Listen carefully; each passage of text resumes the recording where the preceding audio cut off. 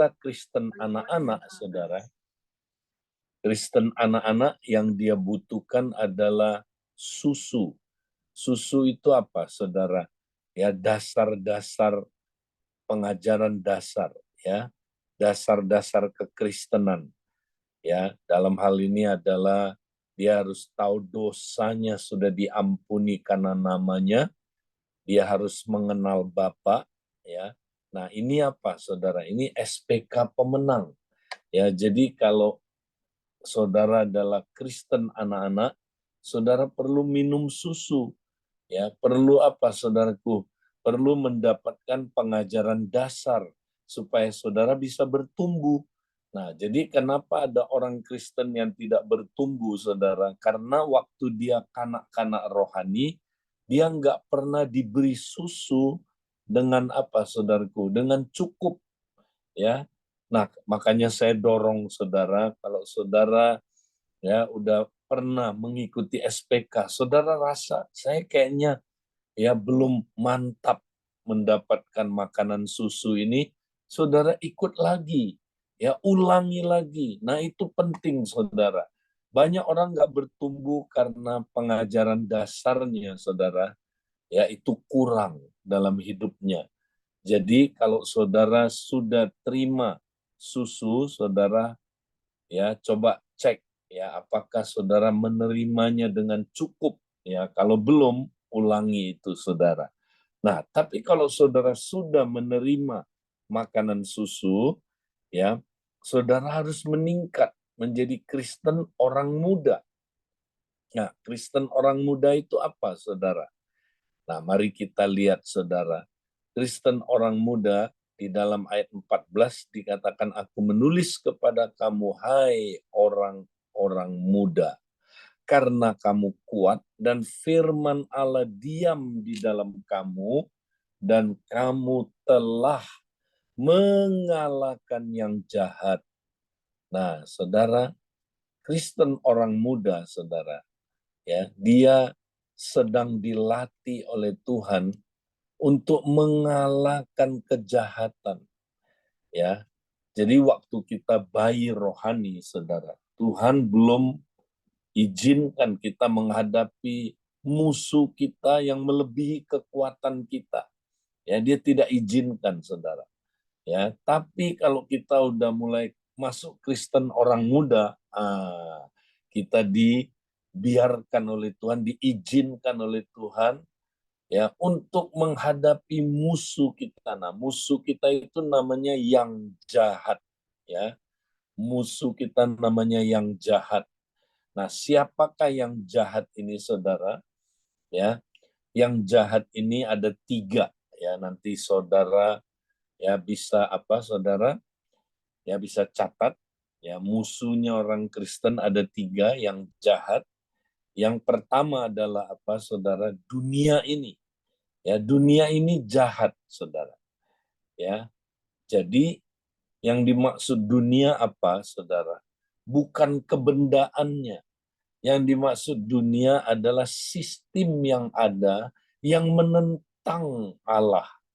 Ya, sistem yang tidak berpusatkan Allah, tapi berpusatkan diri manusia, saudara. Ya, jadi dengan perkataan lain, saudara, dunia ini mengajar kita, saudara, supaya kita berpusatkan diri kita, egois, self-centered. Ya, itulah jahat, saudara. Yakobus 3 ayat 16. Ya, di mana ada iri hati dan mementingkan diri sendiri. Di situ ada kekacauan dan segala jenis kejahatan, ya. Jadi di mana kita egois, di situ kita jahat, saudara. Nah, dunia ini jahat, saudara. Ya, jadi saudara tiap hari diajarin oleh dunia ini, ya, supaya makin jahat, makin jahat, makin egois, ya. Jadi saudara nggak usah bikin apa-apa, dunia akan mengubah saudara semakin jahat tiap hari. Ya, lewat sosmed, medsos yang saudara lihat, ya, lewat Instagram, lewat apa, saudara, ya, lewat yang saudara tonton di YouTube, Facebook, ya, media-media informasi itu ngajarin saudara. Saudara diubah oleh dunia ini supaya semakin serupa dengan dunia ini. Semakin saudaraku jahat, semakin egois. Ya, itu tiap hari saudara dikalahkan oleh musuh saudara. Jadi ini ya ada di mana-mana. Ya, tiap hari saudara diubah makin serupa dengan dunia ini. Nah, apakah kita bisa mengalahkan dunia? Oh, bisa. Yesus berjanji, saudara. Yesus berjanji. Nanti saudara baca Galatia 1 ayat yang keempat, dikatakan saudara yang telah menyerahkan dirinya bagi dosa-dosa kita untuk melepaskan kita dari dunia jahat yang sekarang ini. Itu dia. Janji Tuhan adalah saudara, dia mati di kayu salib bukan hanya untuk mengampuni dosa saudara, tapi untuk melepaskan saudara dari dunia jahat yang sekarang ini. Ya, jadi saudara, Tuhan mau saudara menang, bisa mengalahkan yang jahat. Nah, itu musuh kita yang pertama. Musuh kita yang kedua, saudara, adalah si jahat. Siapa si jahat? Setan. Setan juga jahat, saudara. Ya. Nah, setan, saudara, dia bekerja, ya, saudara, lewat apa, saudara? Ya, dia bekerja ya untuk membuat kita makin jahat lewat apa, saudara? Ya, lewat tipuan-tipuannya dan tuduhan-tuduhannya. Jadi setan itu tiap hari menipu saudara dan menuduh saudara supaya saudara makin jahat, ya. Dan saudara, setan itu bekerja sama dengan dunia ini, ya, karena setan disebut sebagai penghulu dunia ini, saudara. Dia juga disebut ilah dunia ini, the god of this world, ya. Jadi saudara, setan dan dunia bekerja sama, ya, mengubah saudara supaya makin jahat, saudara, makin jahat, makin jahat. Nah, makanya kita harus bisa mengalahkan, ya, setan. Ingat, setan sudah dikalahkan, saudara, oleh Yesus. Jadi kita bisa mengalahkan dia, ya. Nah, musuh kita yang ketiga apa, saudara? Musuh kita yang ketiga yang jahat adalah ini di dalam kita. Kalau dua tadi itu di luar kita, ini di dalam kita. Apa itu, saudara? Yang jahat itu adalah, saudara, ya, hawa nafsu kita, keinginan-keinginan daging kita yang di dalam tubuh kita. Itu jahat, saudara. Nah, itu musuh dalam selimut yang lebih susah. Karena dia ada di dalam diri kita. Lebih susah kita lawan dia, saudara. Makanya kita perlu, saudara, ya, apa? Diperlengkapi untuk bisa mengalahkan yang jahat. Makanya Kristen orang muda, saudara, ya, Tuhan janji begini, saudara. Ya, hai orang-orang muda, karena kamu kuat. Ya, jadi orang muda itu kuat, saudara. Ya, Tuhan lihat dia kuat. Ya, kita bisa kuat kalau kita praktek, saudara, sarana-sarana kasih karunia supaya kita kuat dalam kasih karunia. Ya, dan firman Allah diam di dalam kamu. Nah, ini dia. Kamu akan kuat kalau firman Allah diam di dalam kamu. Ya. Firman Allah diam di dalam kamu. Inilah makanan keras, saudara. Ini yang saudara perlu praktekkan supaya saudara bisa mengalahkan yang jahat. Ya. Jadi orang muda itu, saudara, dia harus makan makanan keras. Ya, baru dia bisa mengalahkan yang jahat. Ya. Nah, karena itu, saudara, mari kita lihat apa makanan keras itu. Ya, next kita lihat, ya, berikutnya, saudara. Nah, di dalam Ibrani 5 ayat 14, ya, bisa PowerPoint-nya, ya, dikatakan tetapi makanan keras adalah untuk orang-orang dewasa yang karena mempunyai panca indera yang terlatih untuk membedakan yang baik daripada yang jahat. Nah, ini dia, saudara. Jadi makanan keras itu apa? Adalah firman Tuhan yang melatih kita, saudara, supaya kita bisa membedakan yang baik daripada yang jahat. Nah, ini dia. Ya, supaya kita terlatih untuk membedakan yang baik daripada yang jahat. Nah, ini, saudara. Kalau kita nggak makan makanan keras, kita nggak bisa membedakan yang baik daripada yang jahat. Bagaimana kita mau kalahkan si jahat? Bagaimana kita mau kalahkan musuh kita yang jahat itu? Kalau membedakannya aja kita nggak bisa, ya. Nah, Kristen bayi nggak bisa membedakan yang baik dan yang jahat, saudara. Ya, lihat bayi kalau dia merangkak apa aja yang kepegang di tangannya dimasukin ke mulutnya, saudara. Ya, dia nggak bisa bedain yang baik dan yang jahat. Ya, tapi kalau kita makan makanan keras, kita bisa nanti membedakan yang baik dan yang daripada yang jahat, sehingga kita bisa mengalahkan yang jahat dan kita, saudaraku, bisa melakukan yang baik, ya. Nah, ini dia, saudara. Jadi kita harus makan makanan keras.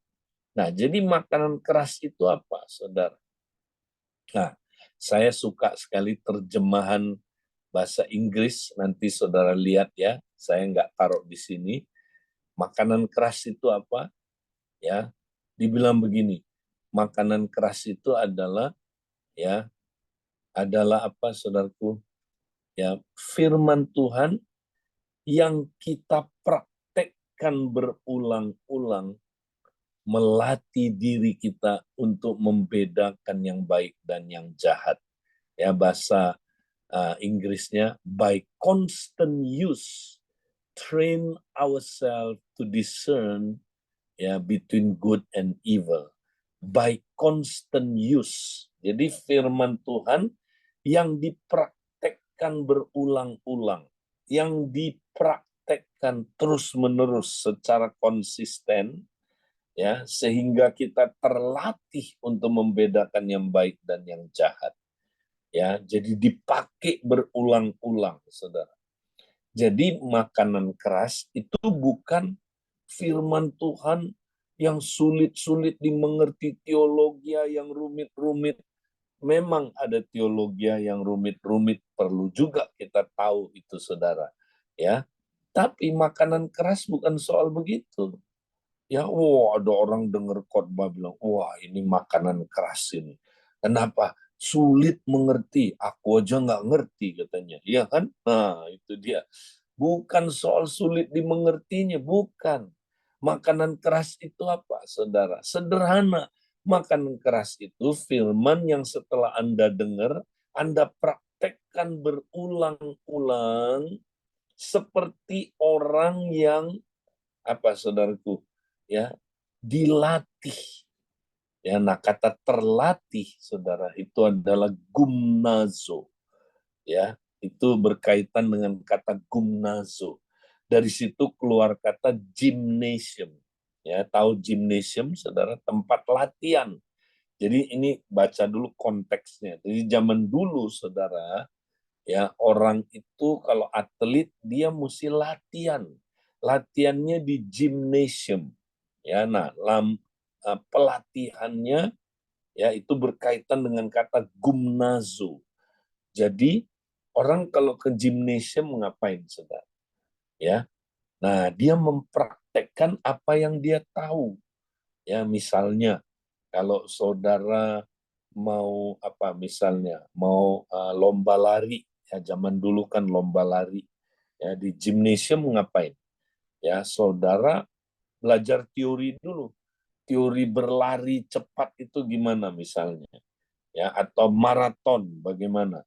Nah, setelah teorinya tahu, saudara harus praktek berulang-ulang, praktek berulang-ulang. Ya, itu olahraga selalu begitu, saudara. Angkat besi sama, belajar teorinya dulu, kemudian praktek berulang-ulang. Sama tinju juga begitu, saudara. Ya, zaman dulu ada tinju. Ya, praktek berulang-ulang, saudaraku. Ya, nah dalam praktek itu, saudara, misalnya tinju ya, saudara pasti harus prakteknya gimana, saudara? Menghadapi ya lawan tanding. Saudara harus menghadapi apa, saudara? Ya, menghadapi sparring partner. Orang kalau bertinju, saudara, nggak ada sparring partner, dia nggak bisa mempraktekkan apa yang dia pelajari, saudara. Ya, apa yang dia pelajari hanya bisa dipraktekkan kalau dia punya sparring partner. Ya, nah di situ nanti dia pukul-pukulan, dia belajar, akhirnya dia mampu, saudaraku, menguasai ilmu bertinju itu. Nah, sama firman Tuhan, saudara. Kalau kita hanya dengar, mengerti, kita nggak pernah praktekkan, ya di dalam menghadapi situasi sehari-hari, yaitu lewat pencobaan dan lewat apa, saudaraku, ya lewat ujian, kita nggak bisa, saudara, praktek firman, nggak bisa aja. Ya, jadi saudara, makanya Tuhan mau kita, ya saudara, setiap kita ya setelah mengerti firman dipraktekkan. Nah, caranya praktek gimana? Di gymnasium kita. Ya, nah setiap kita diberi sebuah gymnasium, tempat latihan. Tapi gymnasiumnya, saudara, bukanlah sebuah apa, saudaraku, sebuah ruangan, tapi adalah ya situasi sehari-hari ketika kita menghadapi pencobaan, ketika kita menghadapi apa, saudara, ujian. Di situ kita praktek terus, kita pakai ilmu itu, saudara. Ya, yang kita udah tahu firman Tuhan, kita praktekkan berulang-ulang. Nah, inilah makanan keras, saudara. Ya, inilah makanan keras. Jadi firman yang setelah kita ngerti, kita praktekkan berulang-ulang dalam menghadapi pencobaan. Ya, nah itu, saudara. Jadi itu namanya apa, saudaraku? Makanan keras. Ya, nah Paulus menjelaskan ini, saudara. Ya, musuh yang paling berat yang kita hadapi next, saudaraku, itu adalah ya tubuh kita, saudara. Ya, yang di dalamnya ada keinginan-keinginan daging. Ya, di dalam tubuh kita, saudara, ada musuh kita. Ya, saudara, itu keinginan-keinginan daging. Ya, di samping dua musuh lainnya tadi yang di luar kita, ya. Tapi yang paling dekat sama kita itu adalah apa, saudaraku? Tubuh kita ini. Di dalamnya ada keinginan-keinginan daging, ya. Nah, saudara, Paulus jelaskan ya di dalam 1 Korintus 9 26 sampai 27. Sebab itu aku tidak berlari tanpa tujuan, dan aku bukan petinju yang sembarangan saja memukul, tetapi aku melatih tubuhku dan menguasai seluruhnya, supaya sesudah memberitakan Injil kepada orang lain, jangan aku sendiri ditolak. Nah, Paulus mengilustrasikan, saudara, bahwa dirinya, ya saudara, dalam hidup ini adalah seperti orang yang bertanding, saudara. Nah, dia mengilustrasikan seperti pertandingan ismus. Jadi di luar kota Korintus ada kota ismus, setahun sekali, saudara. Di situ ada apa, saudara? Ada pertandingan olahraga. Ya, di situ ada pertandingan apa, saudara? Pertandingan nyanyi, pertandingan musik, pertandingan baca puisi, pertandingan kereta kuda. Nah, di antaranya ada pertandingan-pertandingan yang sangat populer. Ya, ada 3 namanya: tinju, gulat, dan perpaduan tinju dan gulat, namanya pancrase. Nah, lihat gambar ini, saudara. Ini pancrase ini. Ini berdua orang ini boleh pukul-pukulan, bergulat, mengalahkan lawannya. Nah, saudara dengar, kita dalam berhadapan dengan musuh kita, berhadapan dengan tubuh kita ini, yang di dalamnya ada keinginan daging, kita seperti ini, kita lagi berkelahi sama dia tiap hari. Ya, tubuh saudara, keinginannya pukul saudara, kalau enggak saudara yang pukul dia. Ya, dia kuasai saudara atau saudara yang menguasai dia. Nah, ini tiap hari kita hadapin musuh kita, si jahat tadi itu, saudara. Nah, ini yang lebih sukar, yang di dalam kita ini. Ya, nah, bagaimana kita mengalahkannya? Nah, ayat 26 bilang, sebab itu aku tidak berlari tanpa tujuan, dan aku bukan petinju yang sembarangan saja memukul. Nah, saudara mesti tepat sasaran pukulnya. Lalu ayat 27. Tetapi aku melatih tubuhku. Nah, kata melatih di sini, saudara, sebenarnya kurang tepat. Ya, aku memukul tubuhku itu lebih tepat. Aku hajar tubuhku itu sampai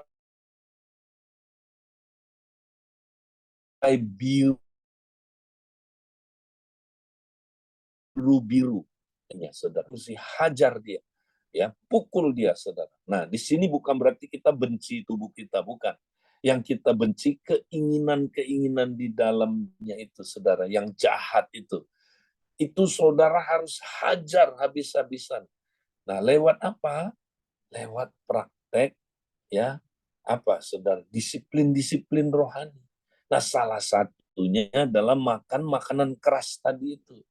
Ya, jadi melatih tubuh kita, saudara, ya, itu sebenarnya memukul tubuh kita. Kita pukul dia lewat apa? Disiplin rohani, puasa, kita lagi pukul dia, saudara. Baca firman, renungin firman, praktek firman, kita lagi pukul dia. Pang! Ya, saudara, kita doa tiap pagi, kita praktek disiplin doa. Pang! Kita lagi pukul dia, saudara. Baru keinginan-keinginan itu apa, saudara, bisa mati. Ya, kalau enggak, nah dia hidup terus, saudara, kayak zombie terus.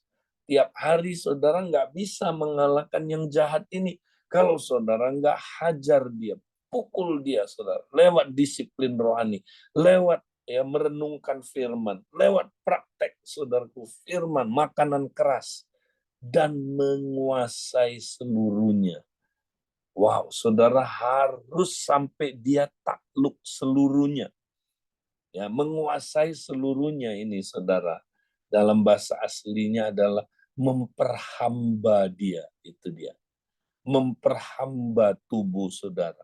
Ingat, saudara cuma punya dua pilihan. Kalau saudara nggak memperhamba dia, dia akan memperhamba saudara. Nah, ini dia. Ya, jadi cuma ada dua pilihan. Saudara kalau nggak memperhamba tubuh saudara akan memperhamba saudara. Ya, ini istilah apa? Ini istilah gulat, saudara. Ya, karena dalam bergulat, dalam pankreas, orang itu bukan cuma pukul-pukulan, tapi orang berusaha menguasai lawannya, saudara. Dengan cara apa? Menjatuhkan lawannya, menekan dia sampai dia nggak bisa berdiri lagi, saudara. Ya, biarkan dia nggak bisa berdiri lagi sampai dia tap, istilahnya nyerah. Nah, saudara harus kayak begitu. Jangan kasih hati sama saudara punya tubuh, ya. Saudara kuasai dia dengan disiplin-disiplin rohani, ya, lewat puasa, lewat apalagi saudara, kita berdoa tiap pagi, kita menyembah dia, mempersembahkan tubuh, Roma 12, ya, lewat apalagi praktek firman Tuhan, makanan keras ini terutama, saudara. Nah, ini ya, kita, saudaraku, sedang menguasainya, mengalahkannya. Nah, saudara, kalau nggak ada kemungkinan menang, saudara. Nggak ada. Jadi kita harus serius, saudara. Kalau nggak, kita nggak mungkin bisa menang. Ya, jadi kita hanya bisa, saudara, praktek firman kalau apa, saudara? Ya, kalau ada tantangan, kalau ada pergulatan, kalau ada, ya, saudara, musuh kita, ya, kita, saudaraku, kita hadapi dia. Ya, makanya saudara, Yakobus 1, mari kita lihat ayat berikutnya. Ayat 2 sampai ayat 4 bilang begini, saudara-saudara, ya, anggaplah sebagai suatu kebahagiaan apabila kamu jatuh ke dalam berbagai-bagai pencobaan. Anggaplah sebagai suatu kebahagiaan apabila kamu jatuh ke dalam berbagai-bagai pencobaan. Nah, jatuh di sini, saudara, ya, kalau saya usulkan lebih tajam lagi, jatuh seolah-olah kita kalah, bukan sebenarnya. Jatuh sini, saudara, artinya masuk ke dalam berbagai-bagai pencobaan, atau apa, saudara, mengalami berbagai-bagai pencobaan. Ya, itu sebenarnya maksudnya gitu. Ini bukan kita kalah jatuh dalam dosa, bukan. Tapi ini jatuh di sini maksudnya ngalamin berbagai-bagai pencobaan. Wow, berbahagia kalau orang mengalami berbagai-bagai pencobaan, ya. Nah, saudara, kenapa? Karena ayat 3 bilang begini. Sebab kamu tahu bahwa ujian terhadap imanmu itu. Ya, perhatikan, saudara, ya. Pencobaan di pihak setan, ya, itu tujuannya adalah untuk menjatuhkan saudara, supaya saudara jatuh jadi jahat, berbuat jahat, yaitu adalah pentujuan dari setan. Ya, karena saudara punya keinginan-keinginan, saudara dicobai. Nah, Allah tidak pernah mencobai seorang pun. Ya, jadi pencobaan bukan dari Allah, itu dari setan, dan karena saudara punya keinginan-keinginan itu. Ya. Nah, tapi saudara, di pihak Tuhan hal yang sama, perhatikan. Tuhan memberi kita apa? Ujian, bukan pencobaan. Ya, jadi setan tujuannya kasih kita pencobaan, tapi hal yang sama Tuhan mengizinkan itu terjadi sebagai ujian terhadap iman kita. Ujian. Kenapa, saudara? Karena kalau nggak ada ujian, kita nggak belajar praktek, betul nggak? Ya kan? Sama kayak kalau kita ke gym, saudara. Ya, kalau kita nggak ada lawan tanding, kita nggak praktek. Tapi ketika kita dihajar oleh sparring partner kita, di situ kita praktek apa yang kita tahu. Ilmu bertinjunya keluar, saudara. Ya, kalau ada ujian. Nah, sama. Firman yang saudara dengar, jangan cuman saudara sampai tahu aja. Praktek. Prakteknya bagaimana? Dalam menghadapi ujian. Nah, ingat, Tuhan pasti kasih kita ujian tiap hari. Pasti dia izinkan percobaan-percobaan itu kita alami tiap hari. Tujuannya apa? Supaya kita praktek. Firman yang kita tahu itu kita praktek. Nah, waktu kita praktek, kita apa? Lulus. Nah, kita menghasilkan ketekunan. Ya, ketekunan, saudara. Jadi ketekunan itu adalah apa, saudaraku, firman yang dipraktekkan berulang-ulang dalam menghadapi ujian, dalam menghadapi pencobaan. Kita mencapai tingkat ketekunan, saudara. Wow, ini dia. Ya, jadi orang tekun adalah orang yang mempraktekkan firman berulang-ulang, saudara. Ya, menghadapi ujian. Ya, nah, kalau dia tekun, saudara, baru ayat 4. Dan biarlah ketekunanmu itu memperoleh buah yang matang. Nah, hasilnya, saudara, kita akan menghasilkan buah yang matang supaya kamu menjadi sempurna. Ya, nah, ini sebenarnya ada terjemahan yang bilang dewasa, supaya kamu menjadi dewasa dan utuh dan tak kekurangan apapun. Wow. Jadi, saudara, kalau kita terus menghadapi ujian, menghadapi pencobaan, saudara, dalam praktek firman, maka nanti kita tekun. Ya, nah, firman yang demikian, saudara, itulah yang mengubah hidup kita, saudara. Kita pasti bisa mengalahkan musuh-musuh kita. Nah, tekun ini penting, saudara. Jadi tekun itu berkaitan dengan kita praktek berulang-ulang. Ya, kalau kita praktek firman itu berulang-ulang, saudara, ya maka ya saudara kita ya telah menyatu dengan firman itu. Ya, sama kayak makanan keras, saudara. Ya, kalau saudara mau makan makanan keras, saudara mesti kunyah berulang-ulang. Kunyah berulang-ulang. Baru makanan itu jadi satu dengan saudara, dicerna. Kalau susu nggak perlu dikunyah. Ya, susu itu minum glek glek glek glek glek, nggak perlu dikunyah. Tapi kalau makanan keras perlu dikunyah berulang-ulang, saudara. Berulang-ulang dipraktekkan berulang-ulang, direnungkan dan dipraktekkan berulang-ulang. Lama-lama ya, makanan itu masuk ke dalam diri saudara. Jadi bagian dari hidup saudara. Nah, itulah yang Yesus katakan firman berdiam di dalam kamu. Jadi kalau kita praktek firman berulang-ulang, saudara, dalam menghadapi pencobaan dan tantangan, firman itu berdiam dalam kita. Ya, Yesus bilang untuk kita berbuah ada dua hal yang harus kita miliki, saudara. Kita tinggal di dalam Dia dan firman-Nya tinggal di dalam kita. Baru kita bisa berbuah, betul? Nah, firman tinggal dalam kita itu bagaimana? Yaitu tadi, praktek, renungkan berulang-ulang dan praktekkan berulang-ulang dalam menghadapi ujian, dalam menghadapi apa saudara? Tantangan, dalam menghadapi pencobaan itu. Nah, kita baca berikutnya, saudara. Ya, Yakobus 1 ayat 24 25. Nah, di sini kalau saudara baca ayat 23 24, ini bicara orang yang kenapa ada orang yang tidak mempraktekkan firman, saudara. Kenapa? Ya, karena dibilang dia seperti orang yang melihat dalam cermin rupanya. Nah, ayat 24, baru saja ia memandang dirinya, ia sudah pergi atau segera lupa bagaimana rupanya. Nah, orang yang tidak mempraktekkan firman, saudara, adalah karena dia hanya memandang cermin itu sebentar aja. Nah, cermin di situ apa? Firman, firman Tuhan.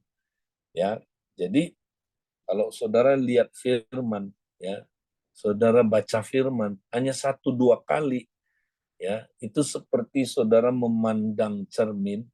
Wah, ya, wah, saya lihat diri saya seperti ini, ada kekurangan, ya. Tapi saya lihat juga di dalam Kristus, saya pemenang, ya. Saya bisa mengalahkan dunia ini, bisa mengalahkan yang jahat, ya. Nah, kalau saudara cuma lihat bentar, ya, terus saudara lupa, saudara pergi, nah, saudara nggak bisa jadi pelaku firman. Tapi ayat 25, tetapi barang siapa meneliti hukum yang sempurna. Wow, meneliti itu apa, saudara? Berulang-ulang. Ya, merenungkannya berulang-ulang, ya. Tapi nggak cukup sampai di situ aja, yaitu hukum yang memerdekakan orang. Nah, perhatikan, dan ia bertekun di dalamnya. Nah, apa artinya bertekun di dalamnya, saudara? Jadi bukan hanya mendengar untuk melupakannya, tapi sungguh-sungguh melakukannya. Ia akan berbahagia oleh perbuatannya. Jadi saudara, ya inilah makanan keras. Kita meneliti hukum yang sempurna, yaitu hukum yang memerdekakan orang. Ya, kita renungin, saudaraku. Kita lihat di cermin itu. Wow, ternyata ya aku ini pemenang. Aku bisa mengalahkan yang jahat. Wow, firman Tuhan memberi janji, aku pasti menang. Ya, karena Yesus sudah mengalahkan dunia ini. Wow, aku bisa mengalahkan, mematikan kedaginganku bisa.